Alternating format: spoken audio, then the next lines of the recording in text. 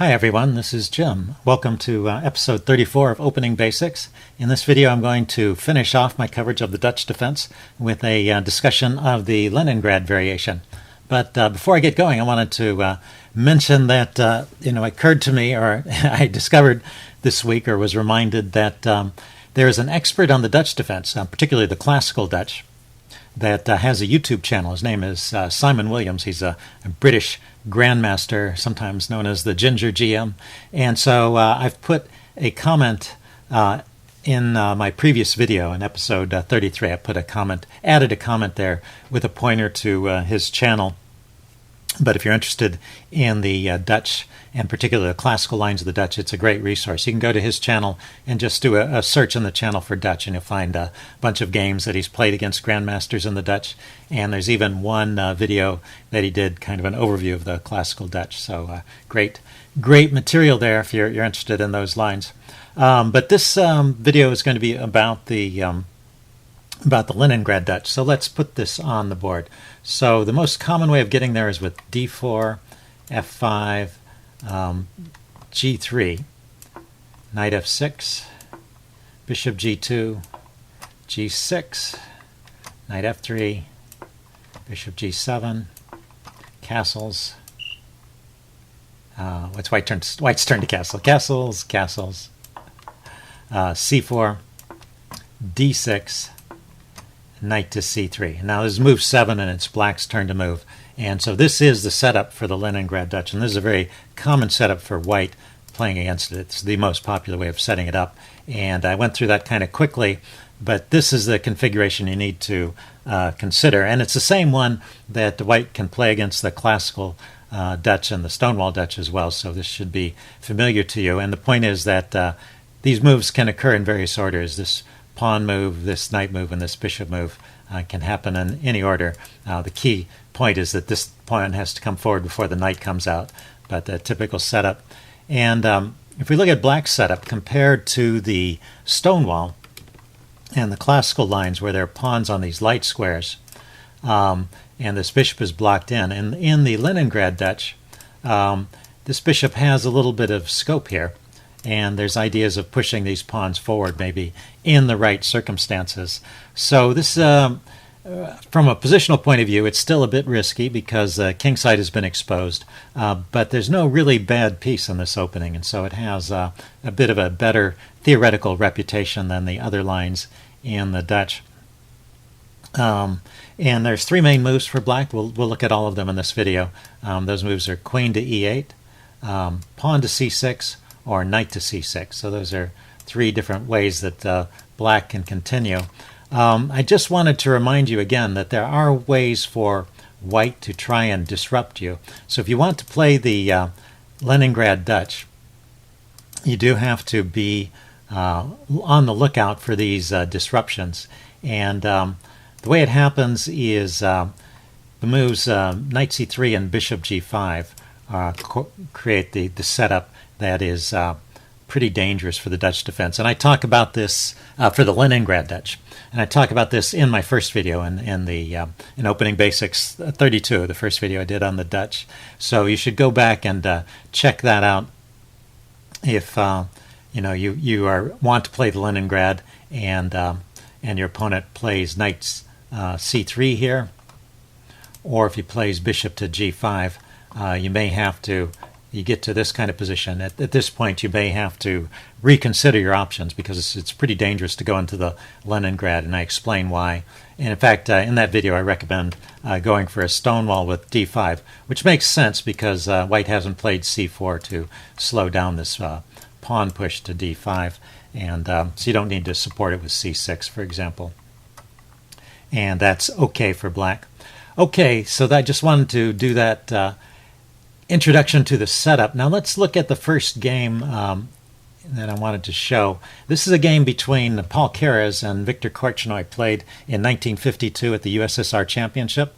In the 1950s, Paul Keres was near the peak of his performance. He had a great showing at various candidates tournaments. Viktor Korchnoi was a young up-and-comer at that point. He was 20 or 21 years old. His peak was really in the 70s when he competed for the World Championship with Karpov. Keres has the white pieces, starts off with c4. So we'll see another way of getting into the Dutch defense. c4, f5, knight f3. Coming back to this side of the board, knight f6, g3, g6, bishop g2, bishop g7, knight to c3. Finally, this knight comes out behind the pawn, d6. We see that classical Leningrad setup here, d4, castles, castles. And we've reached exactly that position that I showed you at the beginning of the video. This white has the standard setup, and black has played the Leningrad Dutch. And the line that Keres goes for is knight c6. And Korchnoi pushes on with the line that Korchnoi goes for is knight c6. He's a player who likes to play actively, so getting his piece up probably appeals to him. And Keres pushes on with d5. They're both actually quite active, aggressive players, so an interesting clash here. This d5, though, has positional motivation. It's kind of clamping down on the light squares here, and black is going to have to do something to undermine that. But first the knight has to move. Knight goes to a5, the queen runs out, and now c5, defending the knight and asking if white wants to take that pawn or allow these pawns to stand. So Keres decides to take. Knight takes, and now rook to d1, lining up the rook opposite the queen and setting up some interesting tactics. Korchnoi puts his knight back on a5, kind of a funny idea, but he's looking at this c-pawn, getting some pressure on it. And now this is one of the ideas I wanted to bring out. You often see this in the Dutch defense, that white will push these pawns forward and try to undermine black's pawns. This exchange of the d-pawn for the c-pawn has given black a good center, so white doesn't want to leave that stand, but he wants to undermine it. And now, actually, this is kind of a tricky situation with the pins here. That pawn can't be taken. The chess engine, I looked at it later, the chess engine wants to just push on with d5, although this is not a very attractive position because it does open up the e5 square for this knight. So that was kind of one of the motivations behind this c5 push. Anyway, Keres played bishop d7, not wanting to go down that line, but he gets into trouble pretty quickly. The queen drops back, and now he still can't take the pawn. If he tries to grab that pawn, then knight e5 with pressure on the pinned bishop makes life difficult for black. So, in fact, rook to c8 is the chess engine suggestion, and maybe he can play on, although he's somewhat worse. Anyway, he played the move knight to e8. That's what Korchnoi played, knight to e8. And he must have been feeling kind of uncomfortable already, because that's not the kind of move you want to play against an attacking player. And now Keres takes full advantage of it, getting all his pieces into the game, starting with bishop g5. Let's see, this bishop comes over here, cancel that. Bishop went to e6, getting out from the pin, but the queen is still back there. So anyway, c takes d6 was played here, and knight takes d6. Notice that the pawn is pinned this way. The e-pawn is pinned, so knight takes, and then rook takes. It just smashes through. Once again, the pawn is pinned, so the queen has to take, and then queen takes a5. So that loose knight on an a5 turned out to be a liability when the queen was dragged away. So white has got, Keres here has got two pieces for the rook. The pawns are even, and his pieces are very active, and he went on to win very shortly, just wins in a few moves later. I'll put links to these games if you want to play them over yourself to check out how it finished, but it's over in another 5 moves. Let's take a look at the next game. This is Shakhriyar Mamedyarov with the white pieces against Alexander Grishuk with the black pieces. This was played at the FIDE Grand Prix in Baku in 2014, so a recent game. Mamedyarov starts off with d4. Grishuk plays f5, and now c4 instead of g3, but we get to the same position anyway. Knight f6, now g3, g6, bishop g2, bishop g7, and now knight c3 instead of knight f3. But you can see these little wrinkles in the move order don't really seem to make a whole lot of difference. Knight f3, castles, castles. And now we're at that dividing point between the different lines. The last game was knight to c6. In this game, we're going to see queen to e8. An interesting move that it's putting the queen on the light squares, maybe with ideas of coming to the king side, maybe with ideas of supporting the e-pawn.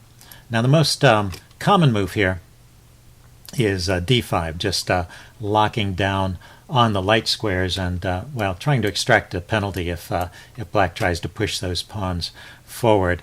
But Mamedyarov had an interesting idea here. It's actually a pawn sacrifice that he planned starting from this move, rook e1. And I kind of like this also because it has a resemblance to the Staunton Gambit, which is the e4 move played, I think, on move 2 early on. Yeah, it's d4, f5, e4. That's the Staunton Gambit. So we see some of those ideas coming out again in a slightly different form. e4 played here. And it's a pawn sack because queen f7, Mamedyarov is just ignoring the threat to his c-pawn. Pushes on with e4 anyway.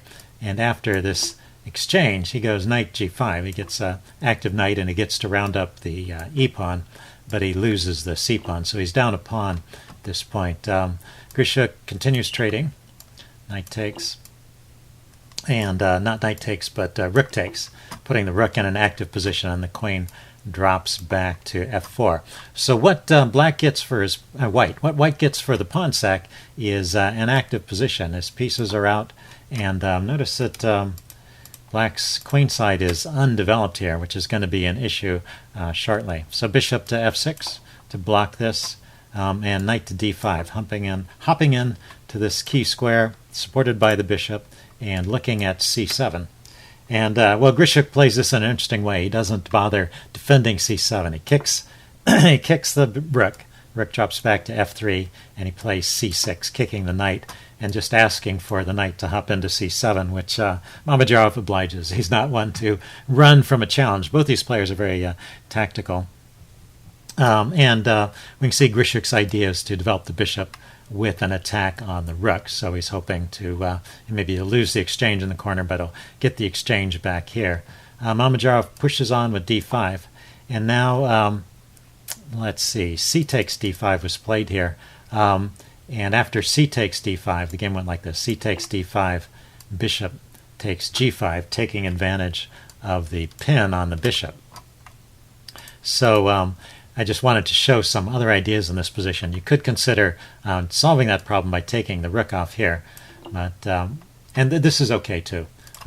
This is a valid way of playing, but you can get into trouble here. After bishop takes f3, for example, if you were to take the pawn, c takes d5, then bishop takes d5, runs into trouble here. So, and notice the knight is preventing the pawn from coming to e6 and blocking that. So these are the kind of things you have to worry about when you play the Dutch defense. And if you're playing against the Dutch defense, these are the kind of tactics you should be on the lookout. Black has opened up his king position as part of this opening, and you've got to be looking for those open lines. Both sides need to be on the lookout. Let's see, just to continue that line more correctly, the engine gives a line like this, where this bishop drops back to g7, unveiling an attack on the bishop on f3. This bishop drops back. Queen takes on f2. This, oddly enough, leads to a position which is about even. At first, you might think black is just breaking through. But, well, knight d7 now. This is to bring another piece into the game, and there's no big continuation here immediately. White gets the exchange back, and then plays bishop takes g5. So that's what I wanted to point out, is this g-pawn gets lost anyway, even with best play. So so the way that that Grishuk plays this, he answers d5 with c takes d5 and just gives up that pawn immediately, but keeps all this force on the board. Knight d7 was played, and we get this knight takes 8 in the corner. Bishop takes f3 was thrown in. Queen takes, bishop takes g5, and you can see a lot of material is coming off after queen takes d5. This pretty much forces some more exchanges, and there's just not enough force left at the end of this sequence. Let's see, queen takes d5, yeah, queen takes d5, bishop takes d5, check, and king to h8. And I will leave it here. The position is even. White has got the pawn back that he sacrificed earlier on, and but he doesn't have an advantage. This knight can escape, so black doesn't have an advantage either. It's all just an even position, and went on to end in a draw. But it shows the kind of complications that can occur and things you need to look out. Things you need to look out for when you're playing either for or against the Dutch defense. Okay, let's take a look at the next one. This game is Pavel Bublé versus Ian Nepomniachtchi. It was played in Moscow in 2015 at the Moscow Open. So another recent game. Pavel with the white pieces. He's a lower rated player. Ian Nepomniachtchi is a grandmaster. So he makes a mistake at the end. But the way it's played through the middle game is pretty accurate. So d4, f5, c4. So yet another way of getting into it. Knight f6. I guess that was what we saw last time. c4 and then g3 instead of the other way around. g3, g6, bishop g2, bishop g7, knight f3, castles, castles. This time he went for knight f3 first, whereas the other game we saw knight c3 first, d6, now knight c3. And now we're at that dividing point. So with the lines we've looked at, or the games we've looked at so far, black tried knight c6. He played knight c6. He played queen e8. And now in this game, he's going to play pawn to c6. And this has the idea of kind of slowing down the d5 push. He's playing this pawn up here before white pushes on to d5. And he's going to extract a penalty. Black is going to extract in a penalty for that pawn push. Just gets set to undermine those pawns right away. Now the normal move is to go ahead and play d5 anyway. We'll see that in the next game. But Bublé tries something different, queen b3. It's not bad. It's kind of interesting. It's looking at the b pawn here and maybe hoping to keep this bishop tied down, as well as looking out along this diagonal here with potential discovered attacks, discovered checks on the king. Knight to a6 was played. I guess none of those discovered attacks lead to anything at the moment. Bishop to e3. And now there's this little dance with the bishop. The knight comes to g4 and the bishop gets kicked around, and the knight goes back, and then the bishop comes back to e3. So I just wanted to go through that part. There's just a little bit of shuffling with the king and the rook, and then the bishop bouncing around. A little bit of kind of exploration of the position, trying to figure out where pieces go. Now Nepomniachtchi, being the higher rated player, he's not going to go for a draw and repeat with knight to g4. So he leaves the bishop there and plays queen to e8 now. So we see these ideas, you know, like c6 or knight c6 and queen e8. They can occur in all the variations. It's just kind of a question of which one you play first. Although when you put the pawn on c6, obviously the knight's not going there. Let's see, queen to a3 was played.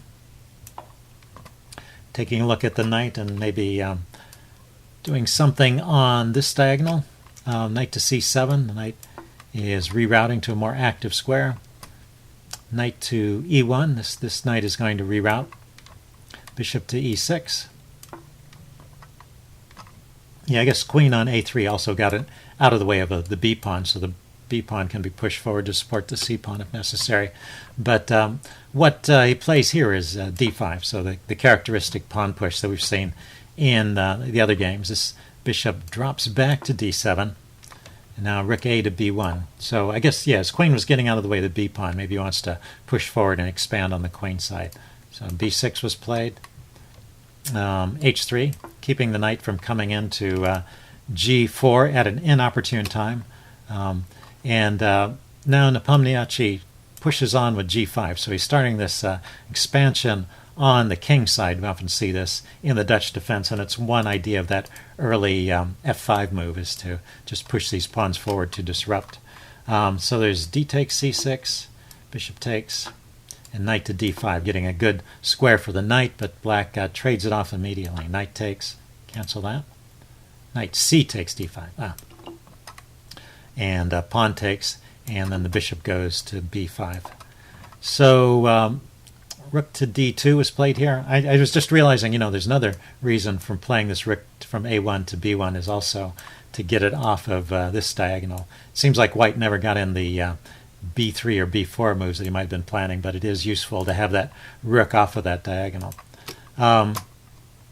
Anyway, rook to d2 is played here.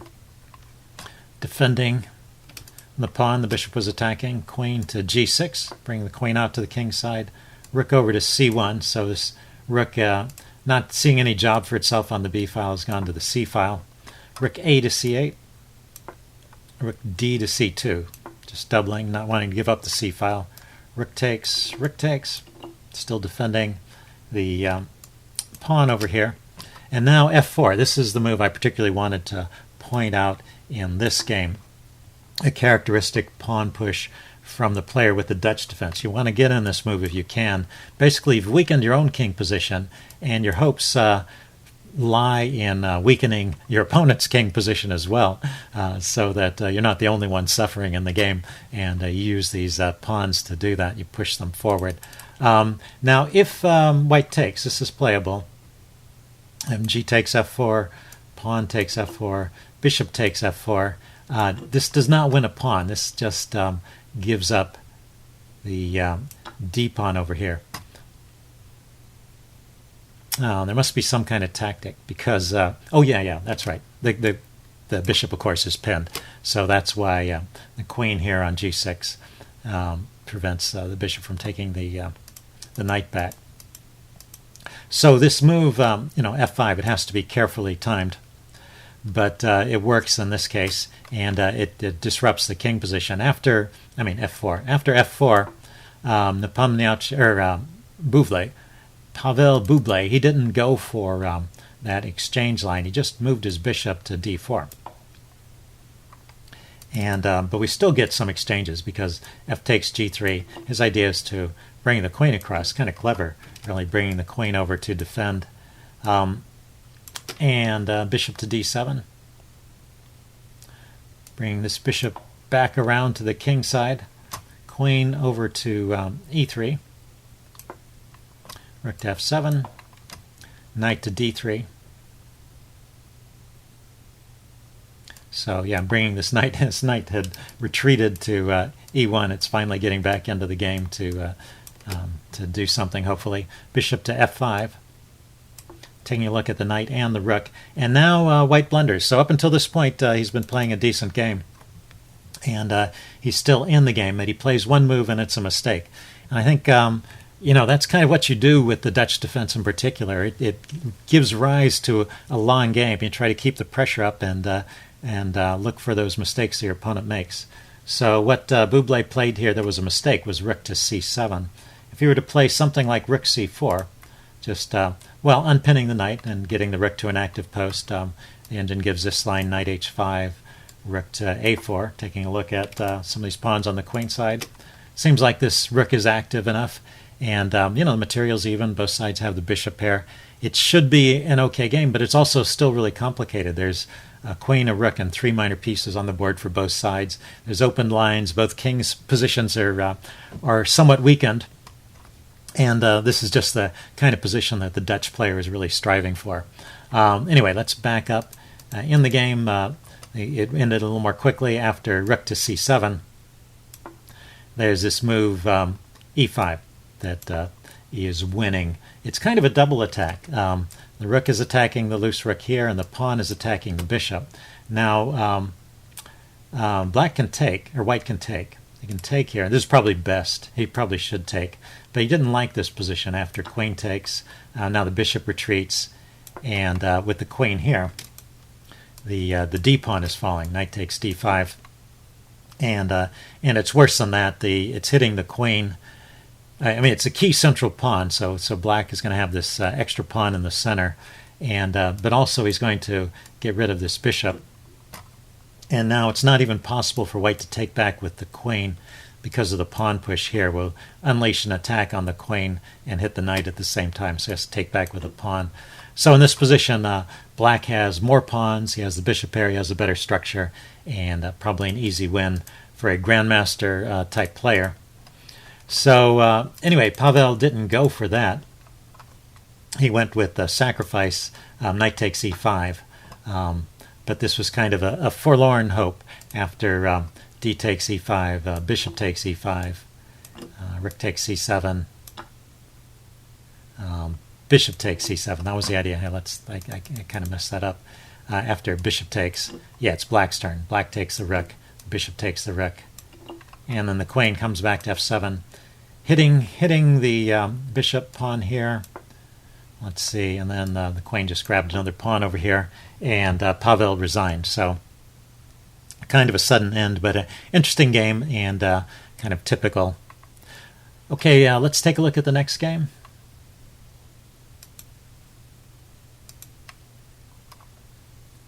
This game is Boris Gelfand against Hikaru Nakamura. This was played at Vaikonsei in 2012. Gelfand, with the white pieces, he's a very booked-up player. He's very knowledgeable about the openings, and we'll see pretty much mainstream stuff from him for quite a long ways. So g3, he's playing the main move there, knight f6, bishop g2, g6, Leningrad setup, c4, bishop g7,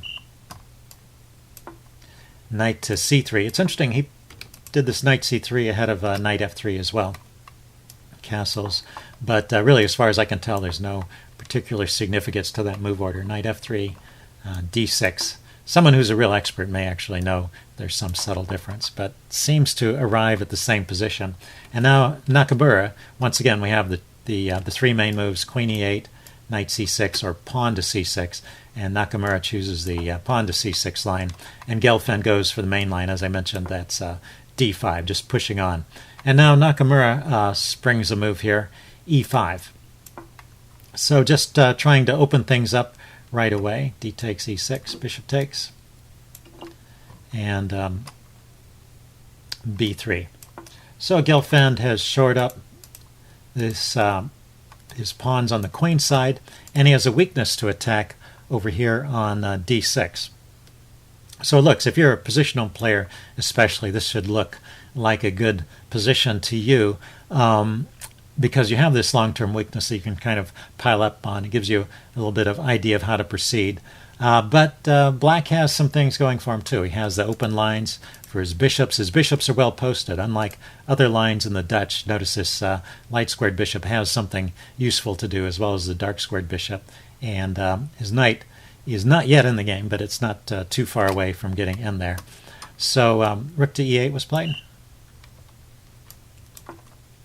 Lining up on the e-file, bishop to b2, getting the last minor piece. Okay, and knight a6, so that's Nakamura's plan for getting his knight in the game. Knight to g5, immediately taking a look at this light squared bishop, and Nakamura just says, go ahead and take the bishop, which Gelfand does. So now Gelfand has the bishop pair, and he has this weakness that he can play against on d6, so he's probably feeling pretty good at this point. Queen to c2. Preparing for bringing a rook to the d-file, knight to c5. So this knight has gone to a good post from a6, and it's looking on some central squares. Gelfand brings the rook over, Nakamura brings his rook over.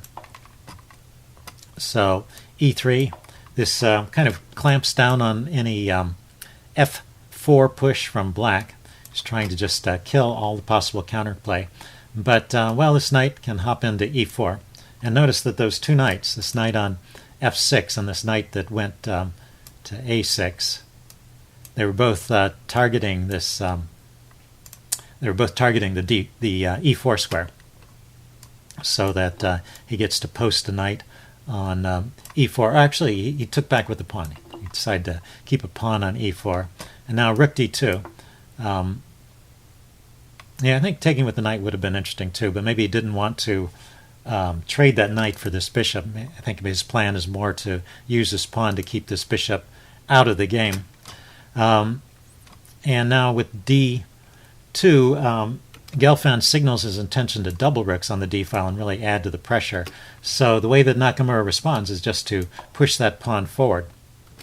And notice how this knight on f6 is really well posted to support those pawns on the light squares, and his rook is behind it. So this all just works out for him. It does leave him still with a backwards pawn here, but you'll see that he deals with that shortly as well. Let's see, the queen came up to c5.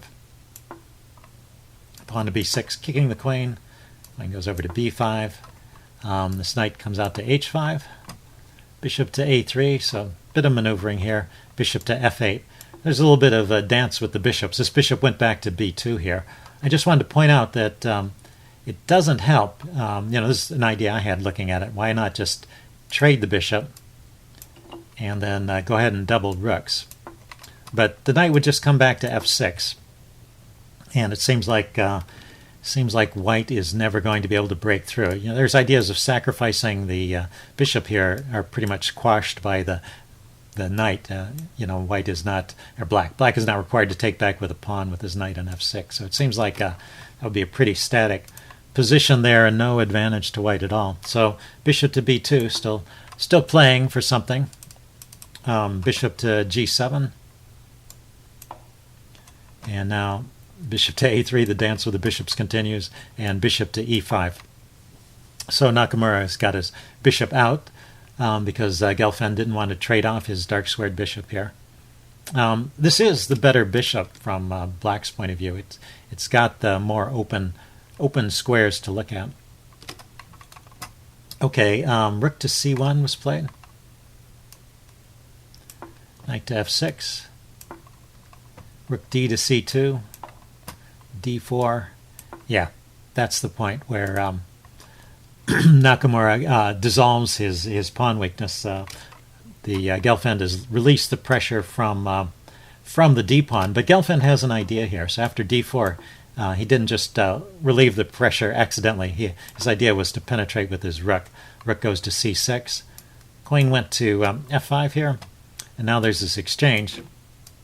And a lot of material comes off at this point. Bishop takes d4, queen takes f5, g takes f5, and bishop to h3, poking at this f-pawn here.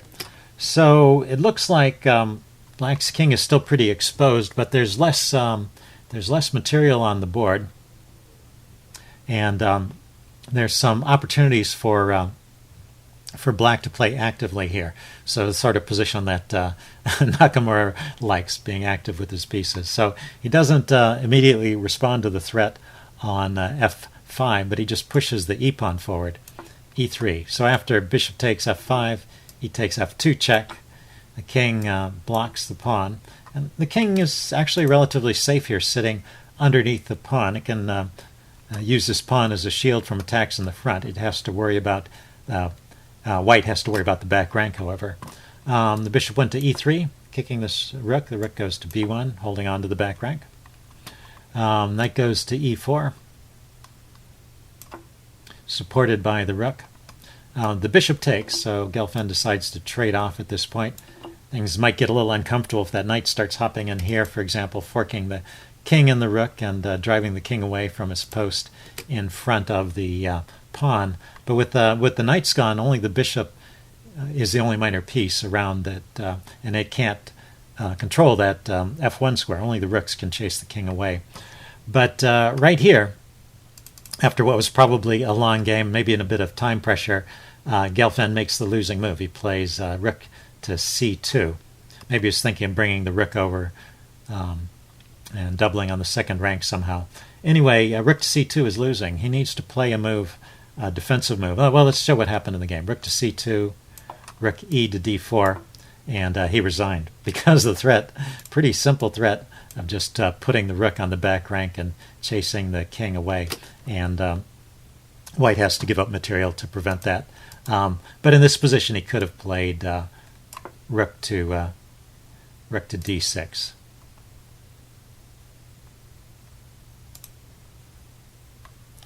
Yeah, let's put that on the board. Rook to d6. Just move the rook over, supported by the bishop, and blockade that file. And maybe if the rook goes here, he could drop the other rook all the way back. He needs to play defense here. The position is really just about even. There's this advanced pawn, although it looks really threatening. He cannot win on its own. He needs black still needs some help from white to turn this into a win.